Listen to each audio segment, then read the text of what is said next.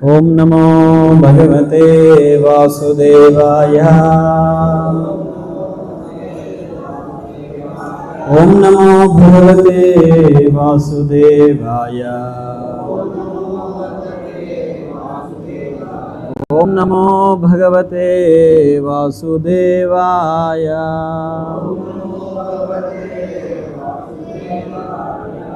ओम ज्ञानतिमिरन्धस्य ज्ञानाञ्जनशलाकया चक्षुर्मिलितं येन तस्मै श्रीगुरवे नमः। नमो विष्णुपादाय कृष्णप्रेष्ठाय भूतले श्रीमते भक्तिवेदान्तस्वामीति नामिने। नमस्ते सारस्वती देवे गौरवाणी प्रचारिणी निर्विशेषा शून्यवादी पाश्चात्यदेशतारिणी। जय श्री कृष्ण चैतन्य प्रभो नित्यानंद श्री अद्वैत गदाधर श्रीवासादि गौर भक्तवृंद। हरे कृष्णा कृष्ण कृष्ण हरे हरे, हरे राम राम राम हरे हरे। हरे कृष्ण।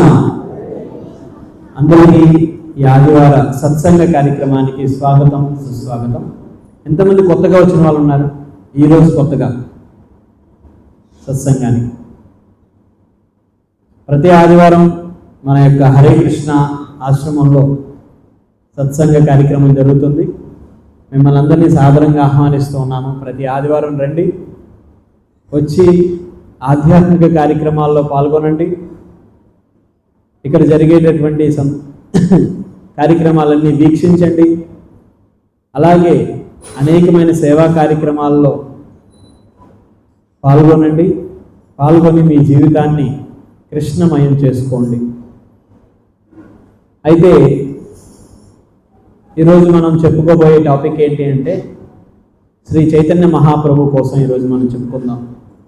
ఎందుకు అంటే చైతన్య మహాప్రభు ఆవిర్భవించినటువంటి శుభతిథి మనకి దగ్గరలోనే ఉంది। అది ఏమిటి అంటే గౌర పూర్ణిమ। రేపు రాబోయే పాల్గొన శుద్ధ పౌర్ణిమ రోజు శ్రీ చైతన్య మహాప్రభు యొక్క ఆవిర్భావము।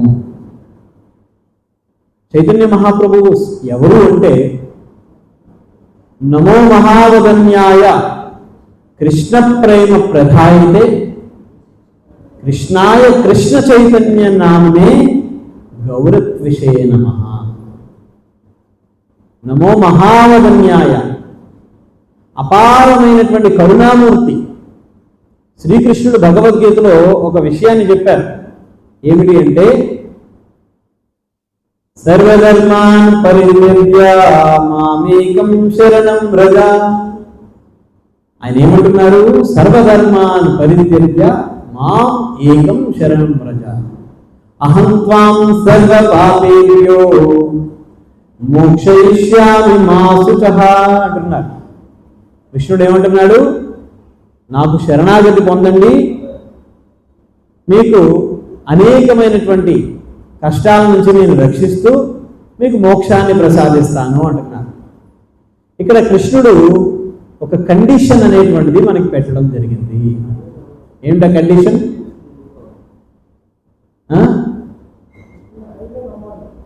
శరణాగతి పొందాలి, సర్వధర్మాన్ పరిత్యజ్య। రెండు కండిషన్స్ పెట్టాడు ఆయన కృష్ణుడు, రెండు కండిషన్స్। ఒకటి సర్వధర్మాన్ పరిత్యజ్య, అన్ని త్యాగం చేయాలి। ఏంటి ధర్మాలు అంటే? ఉపాధులు, మనకున్నటువంటి ఉపాధులు। ఏమిటా ఉపాధులు అంటే ఏవైతే నన్ను రక్షిస్తాయి అనుకుంటామో వాటిని త్యజించమంటున్నాడు। అందరూ అనుకుంటారు నేను బాగా ధనికుడై డబ్బు బాగా సంపాదిస్తే ఈ డబ్బు నన్ను రక్షిస్తుంది అని చెప్పి అనుకుంటారు। మైకేల్ జాక్సన్ తెలుసా మీకు? మైకేల్ జాక్సన్ అతను చాలా ధనికుడు, ఆయన దగ్గర అపారమైనటువంటి సంపద ఉంది, మంచి డాన్సర్। ఇంకా మైకేల్ జాక్సన్ డ్యాన్స్ అంటే ఇంక మామూలుగా ఉండదు కదా। అసలు భగవంతుడు ఆయన యొక్క కాలంలో ఏమైనా స్పిన్లు పెట్టాడా ఏంటి అనిపిస్తుంది, ఆ విధంగా డ్యాన్స్ చేస్తాడు। అటువంటి వ్యక్తి చనిపోయే సందర్భం ఎంత భయంకరంగా చనిపోయారు. ఎటువంటి సందర్భంలో ఆయన శరీరం అంటే ఆయనకి ఎక్కడైనా మృత్యు వస్తుందేమో అని చెప్పి ఆయన శరీరంలో ఎన్ని ఆర్గాన్స్ అయితే ఉన్నవో అన్ని ఆర్గాన్స్కి సంబంధించినటువంటి స్పెషలిస్టులను దగ్గర పెట్టుకున్నాడంట ఆయన. తెలుసా మీకు? ఆయన జీవితం ఒకసారి చూడండి. అన్ని ఆర్గాన్స్కి సంబంధించినటువంటి స్పెషలిస్టులు, కంటి కోసము, చెవుల కోసము, కిడ్నీస్ కోసము, హార్ట్ కోసము, స్కిన్ కోసము, లంగ్స్ కోసము, ఇంకా శరీరంలో ఈ భాగం ఆ భాగం లేదు, అన్ని సంబంధించినటువంటి అన్ని భాగాలకి సంబంధించినటువంటి స్పెషలిస్టుల్ని భారతదేశమే కాదు అదే ప్రపంచంలో స్పెషలిస్టులను అందరినీ తెచ్చిపెట్టుకున్నాడంట. కానీ ఒక్కడన్నా రక్షించగలిగారా? వీళ్ళందరికన్నా స్పెషలిస్ట్ ఆయన ఎవరు? సర్వమృత్యు అరత్సాహం. ఆయన అనుకున్నదే చేస్తాడు, ఎవరు దాన్ని ఆపలేడు. అదే చెప్తారు కదా, శిల ప్రభుపాదులు గారు చెప్తారు, కృష్ణుడు ఎవరినైనా శిక్షించాలి అనుకుంటే వాడిని ఎవరూ రక్షించలేడట.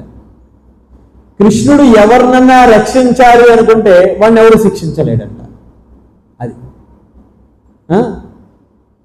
సో కాబట్టి మనం ఉపాధులు అంటే ఇవి, నాకు ఈ ధనం నన్ను రక్షిస్తుంది అని చెప్పి అనుకుంటాం. ఆ ధనం ఎవరిని రక్షించలేదు. అలాగే నాకు ఈ భవంతి నన్ను రక్షిస్తుంది. పెద్ద పెద్ద భవంతులు ఉన్న వాళ్ళు కూడా చనిపోయారు కదా, పెద్ద పెద్ద భవంతులు ఉన్న వాళ్ళు కూడా చనిపోయారు.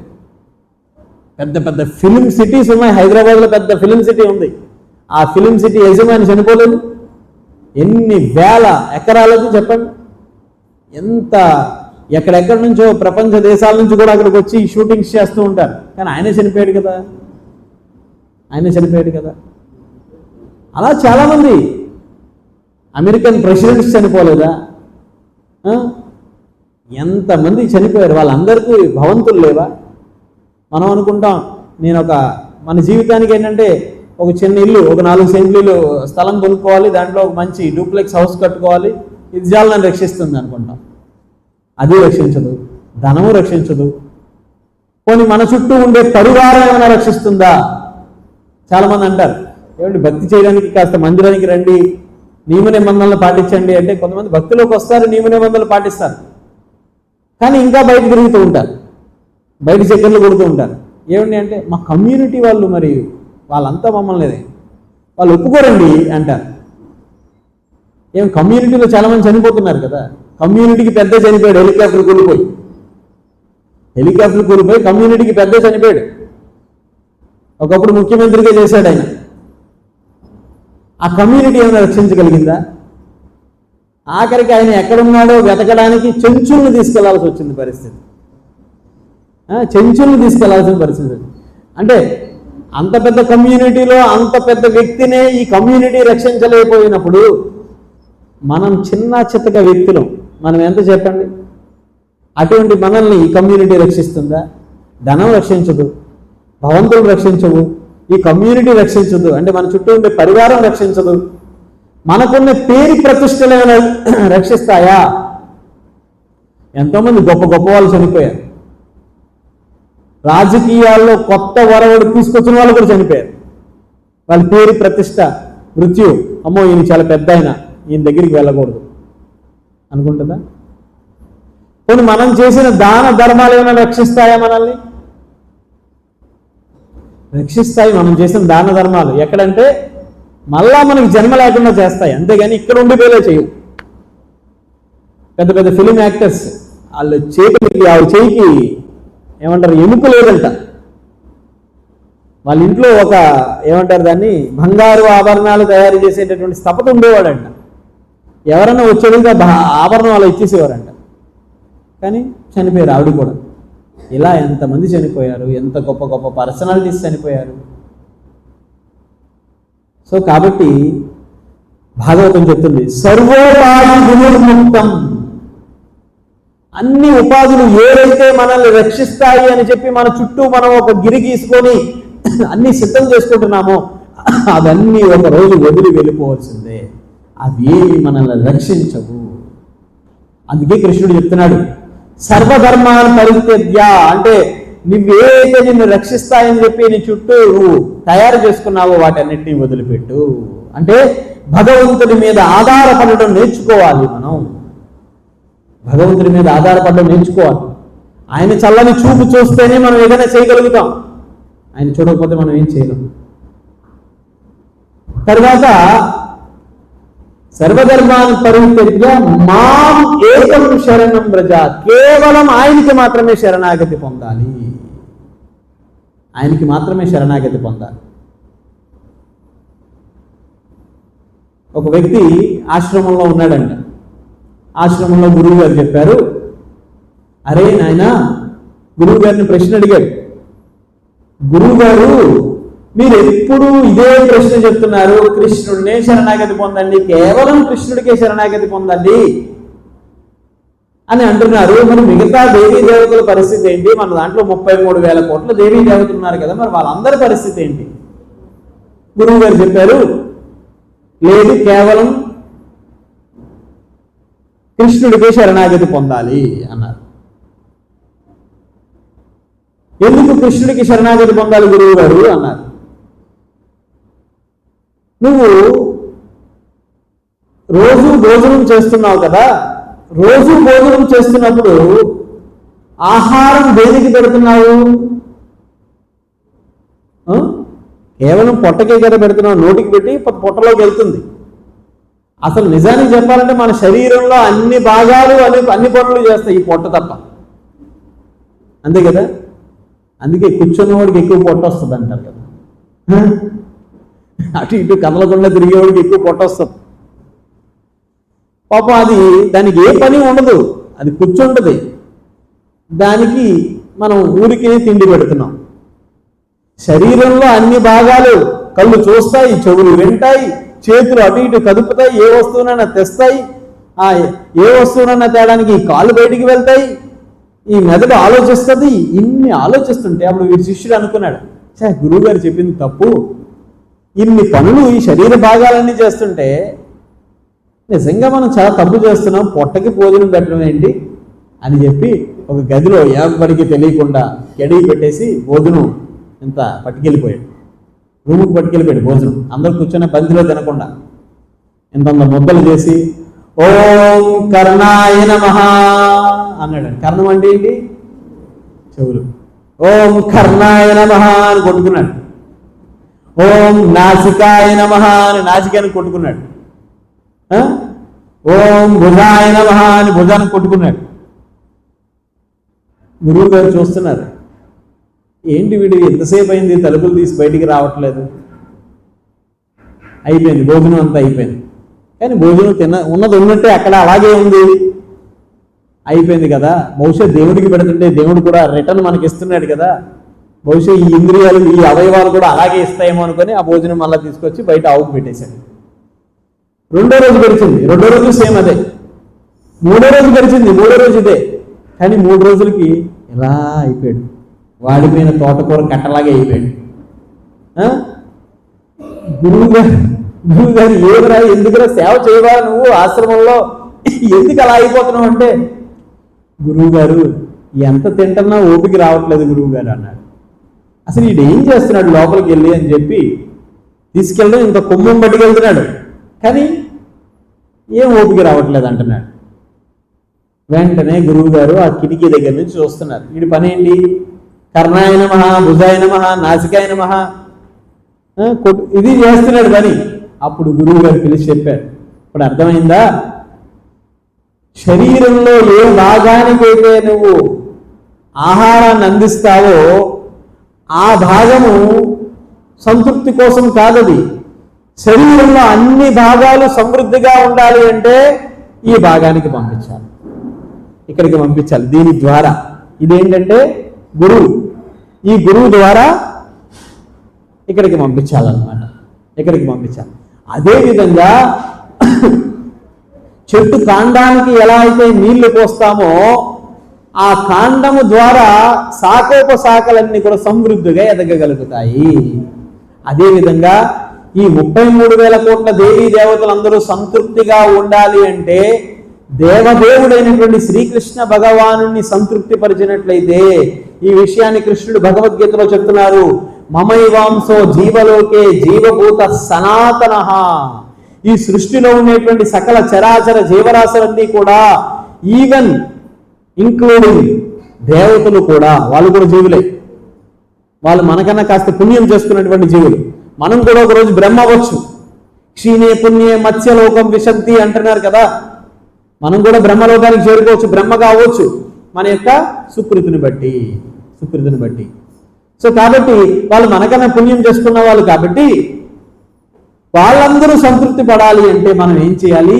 యజ్ఞేశ్వరుడైనటువంటి ఆ దేవకీ నందనుడైనటువంటి ఆ శ్రీకృష్ణ భగవాను మనం సేవించినట్లయితే సకల చరాచర జీవరాశులన్నీ సృష్టిలో ఆనందించబడతాయని గురువు గారి విషయాన్ని చెప్పడం జరిగింది. అర్థమైంది కదా? ఇప్పుడు మనం ఆరోగ్యకరంగా ఉండాలి, ఆధ్యాత్మికమైన ఆరోగ్యం ఉండాలి అంటే ఆ శ్రీకృష్ణ భగవాను మనం సేవించడం నేర్చుకోవాలి. ఇప్పుడు కూడా సేవించడం నేర్చుకోవాలి. కాబట్టి ఈ విధంగా గురువు గారు చెప్పారు. అందుకే కృష్ణుడు చెప్తారు, సర్వధర్మాన్ పరిత్యజ్య మామేకం శరణం వ్రజ. ఎప్పుడైతే మనం ఈ రెండు కండిషన్స్ కి కృష్ణుడికి శరణాగతి పొందామంటే అప్పుడు కృష్ణుడు మనకి మోక్షాన్ని ఇస్తాడు. కానీ కృష్ణుడు కండిషన్ పెట్టాడు కదా మనకి అక్కడ. కానీ అపారమైనటువంటి నమో మహావదన్యాయ, శ్రీ చైతన్య మహాప్రభు మహావదన్యాయ, అపారమైనటువంటి జీవుల పట్ల అపారమైన కరుణ కలిగినటువంటి వారు. ఆ చైతన్య మహాప్రభు ఎంత కరుణ కలిగి ఉన్నారు అంటే, వితౌట్ ఎనీ కండిషన్, ఎటువంటి కండిషన్ లేకుండా ఆయన భక్తులందరికీ, జీవులందరికీ మోక్షాన్ని ఇచ్చేస్తున్నారు. ఈవెన్ ఆఖరికి కృష్ణుడు కూడా కండిషన్ పెడితే, ఆ కృష్ణుడు ఈ కలియుగంలో గౌరత్విషే నమః, గౌరవర్ణంలో వచ్చాడు ఆయన. ఆ గౌరవర్ణంలో వచ్చినటువంటి కృష్ణుడు ఎటువంటి కండిషన్ పెట్టలేదు. వితౌట్ ఎనీ కండిషన్, ఎటువంటి కండిషన్ లేకుండా చైతన్య మహాప్రభు అవతరించారు. చైతన్య మహాప్రభు ఎక్కడ అవతరించారు? నదియా డిస్ట్రిక్ట్లో, నదియా జిల్లాలో నవద్వీపంలో ఆయన అవతరించడం జరిగింది. ఎవరికి అవతరించారు? చైతన్య మహాప్రభు తల్లిదండ్రుల పేరు తెలుసా? సచీమాత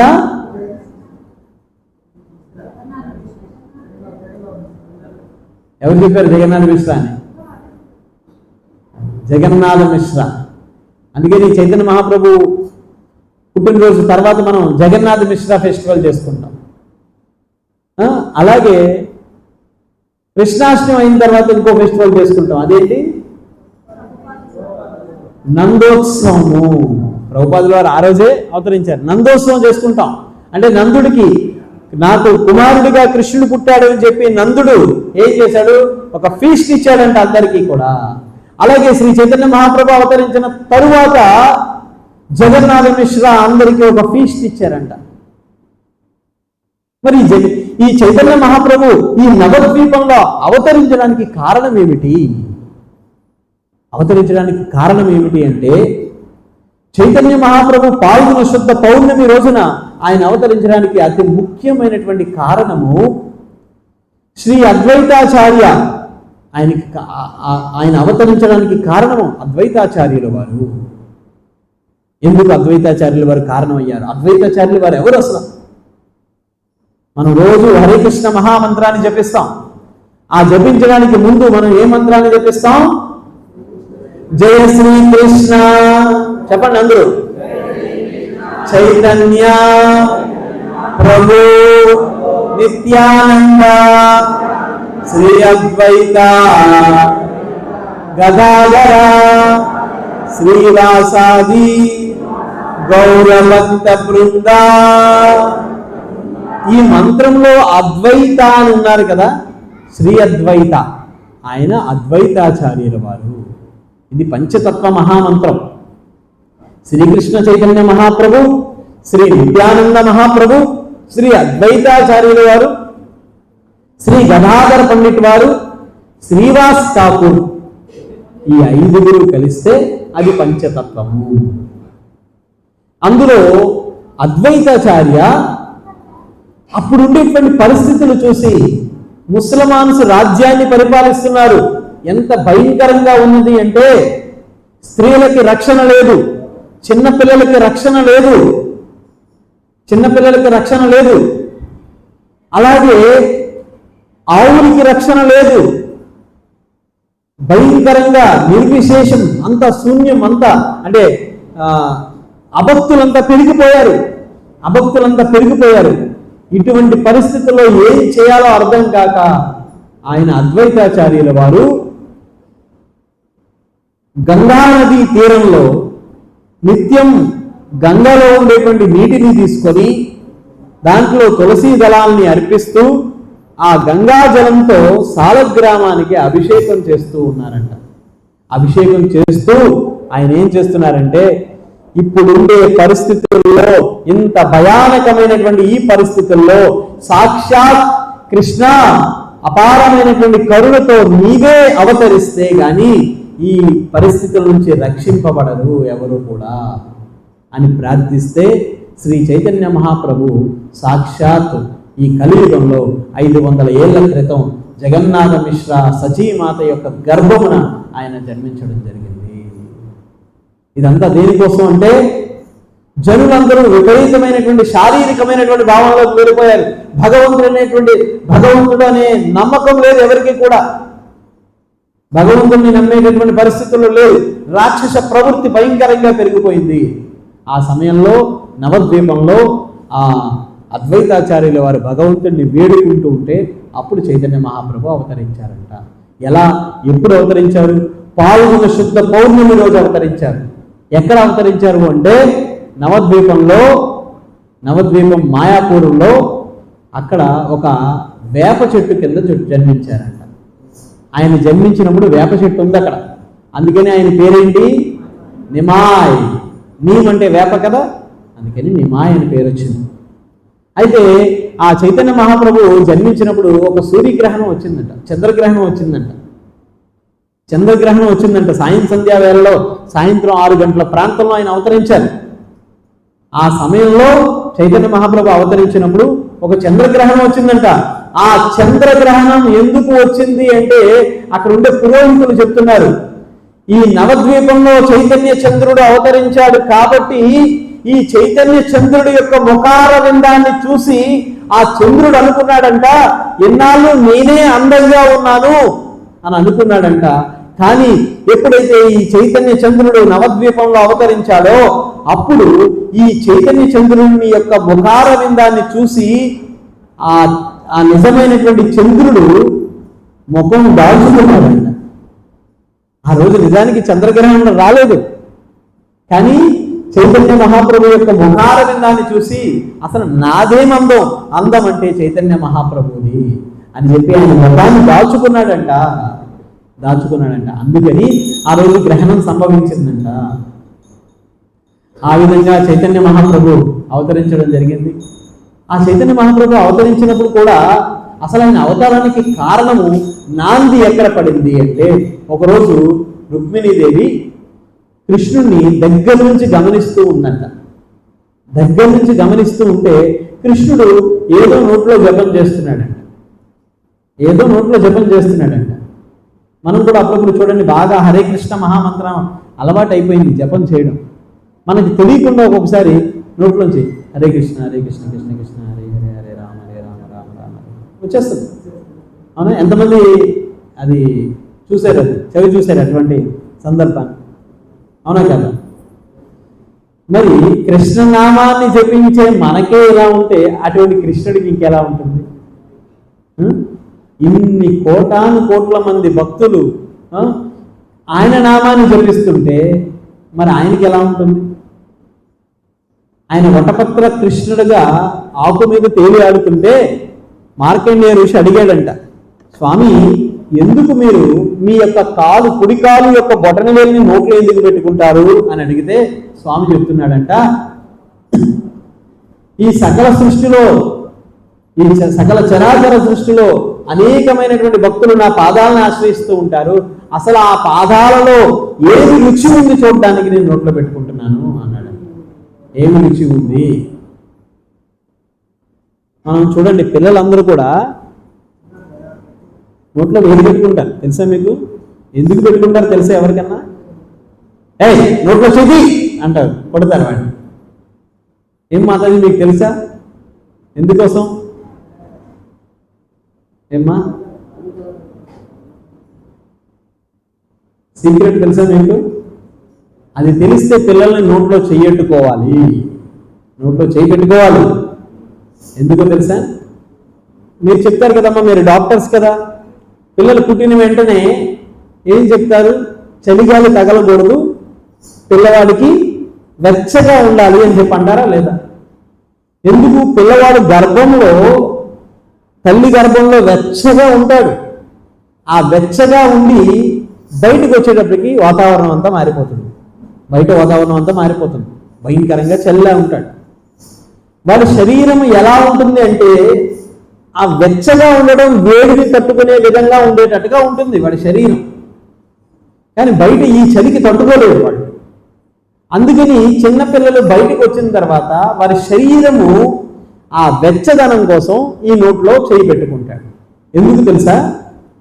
ఈ ముద్ర ఏదైతే ఉందో, ఈ ముద్ర మీరు ఎప్పుడైనా యోగా చేసినప్పుడు ఈ ముద్ర చేయండి. ఈ ముద్ర, ఈ బొటన వేలు అనేటువంటిది అగ్ని ముద్ర అని చెప్పి అంటాం. అగ్ని ముద్ర. ఈ బొటన వేలుని మనం ఇలా పట్టుకొని జపం చేసేటప్పుడు ఇలా కానీ ఉంటే మన శరీరం వేడెక్కిపోతుంది, తెలుసా మీకు? యోగాలో ఇవన్నీ తెలుస్తాయి, యోగా చేసేవారికి తెలుస్తుంది. అగ్ని ముద్ర, ఈ బొటన వేలు అగ్నికి ప్రతిరూపం అన్నమాట ఇది. అందుకని ఈ బొటన వేలుని వాడు ఎప్పుడైతే చీకుతూ ఉంటాడో, ఆ బొటన వేలు, కాలు బొటన వేలు కావచ్చు, వేలు బొటన వేలు కావచ్చు, చెయ్యి బొటన వేలు కావచ్చు, ఏది చీకినా కూడా వేడి అనేటువంటిది తగులుతూ ఉంటుంది, వాడి శరీరం అంతా వేడెక్కుతుంది. అందువల్ల ఈ వాతావరణం వాడిని ఏమి చేయలేదు, ఈ వాతావరణం వాడిని ఏమి చేయలేదు. నిజానికి ఇక్కడ ఒక సైన్స్ కూడా ఉంది. కృష్ణుడు ఎందుకు బొటన వేలుని చీకుతున్నాడంటే ఊరికినే ఏదో అలా చెప్పాడు, కానీ అది నిజమే, అది నిజం కాకుండా లేదు, నిజమే. కానీ కృష్ణుడు ఎప్పుడు ఈ పని చేస్తూ ఉన్నాడంటే ఆయన చుట్టూ మొత్తం అంతా కూడా ఈ భూమి, ఈ సృష్టి అంతా కూడా జలమయం అయిపోయిందంట. జలమయం అయిపోయినప్పుడు ఆయన ఒక మర్రి ఆకు మీద తేలుతున్నాడంట. అప్పుడు ఆయనకి చలి వేస్తుందంట. ఆ చలిని తట్టుకోవడానికి ఆయన కాలి బొటన వేలు నుంచి నోటిలో పెట్టుకొని వేడి తెచ్చుకుంటున్నాడంట. వేడి తెచ్చుకుంటున్నాడని ఆచార్యులు చెప్తున్నారు. అంటే ఎంత సైన్స్ ఉందో చూడండి, మన సనాతన ధర్మంలో ఎంత సైన్స్ ఉంది. భగవంతుడు ఏ పని చేసినా దాంట్లో ఒక సైన్స్ ఉంది, చూసారు? మన పిల్లలు, అందుకని పిల్లలు నోట్లో వేలు పెట్టుకోనివ్వాలి వేలు. ఆ విధంగా భగవంతుడు మార్కండేయ ఋషి అడుగుతుంటే సమాధానం చెప్తున్నాడు. అయితే సందర్భం ఎందుకు మాట్లాడుతున్నాం మనం?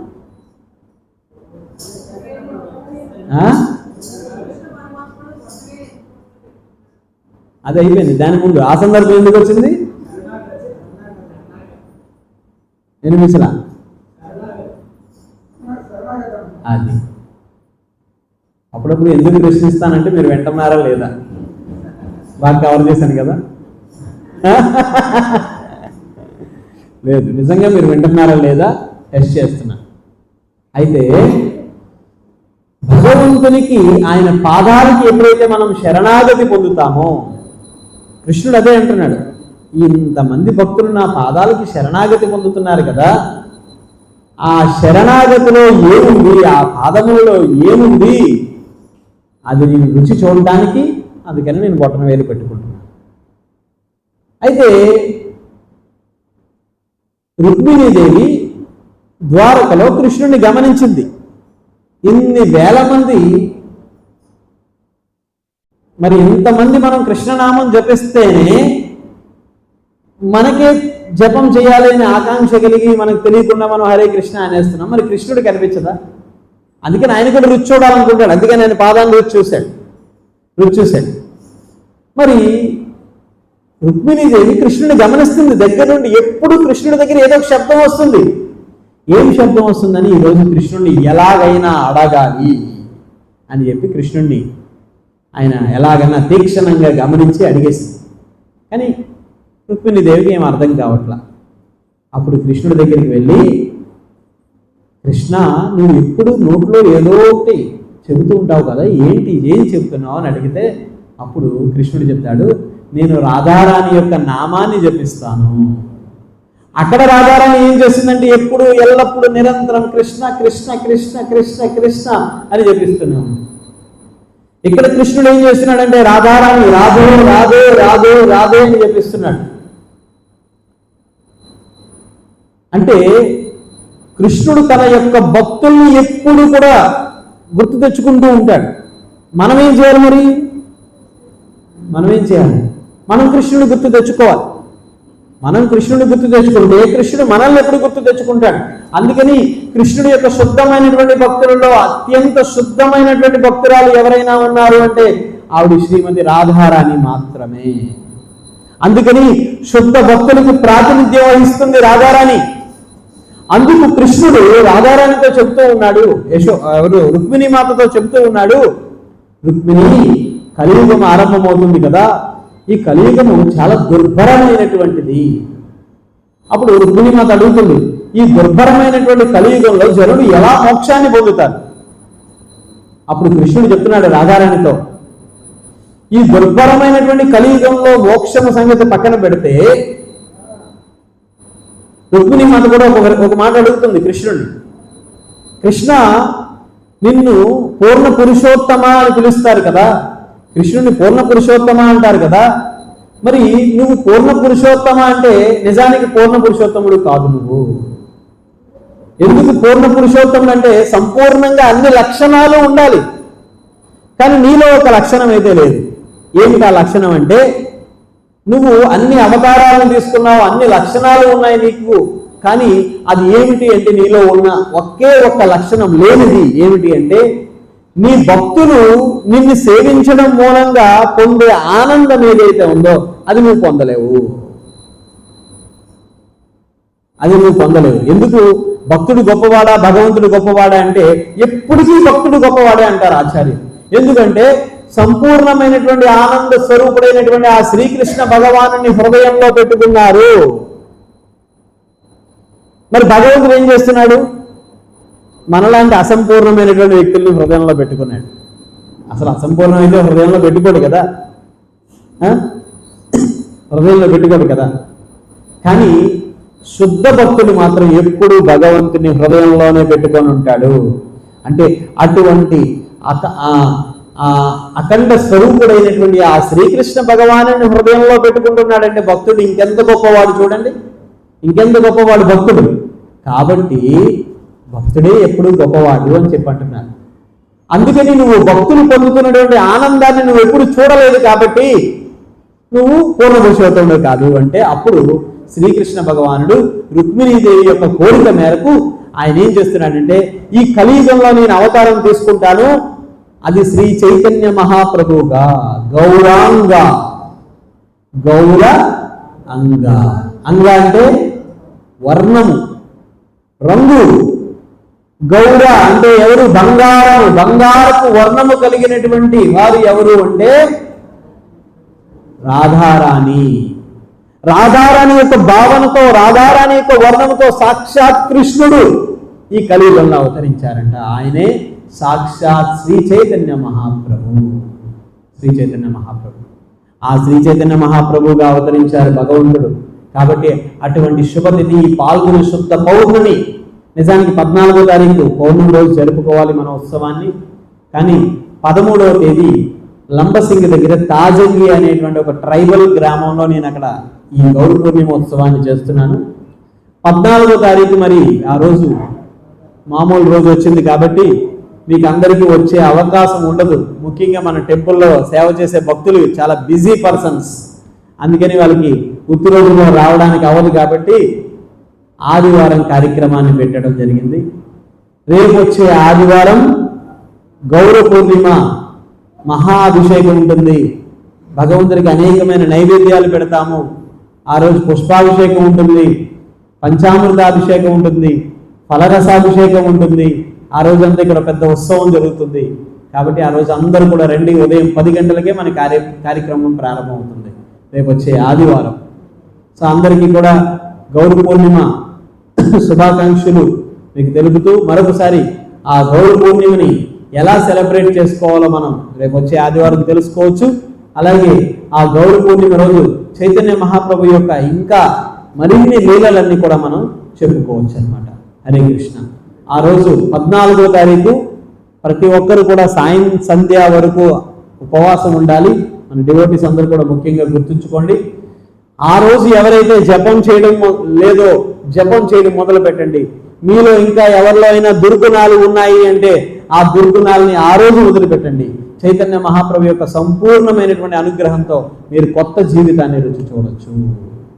సో చైతన్య మహాప్రభు ఎటువంటి కండిషన్ లేకుండా ఆయన అందరినీ రక్షించడానికి, అందరినీ కరుణించడానికి జగత్తులో అవతరించారన్నమాట. అపారమైనటువంటి కరుణామూర్తి. శ్రీకృష్ణ చైతన్య ప్రభు దయా కరో మోరే. వస్తే కీర్తన చేసి మనం ఈ క్లాస్ ముగించేద్దాం. హరే కృష్ణ. శ్రీ చైతన్య మహాప్రభుకి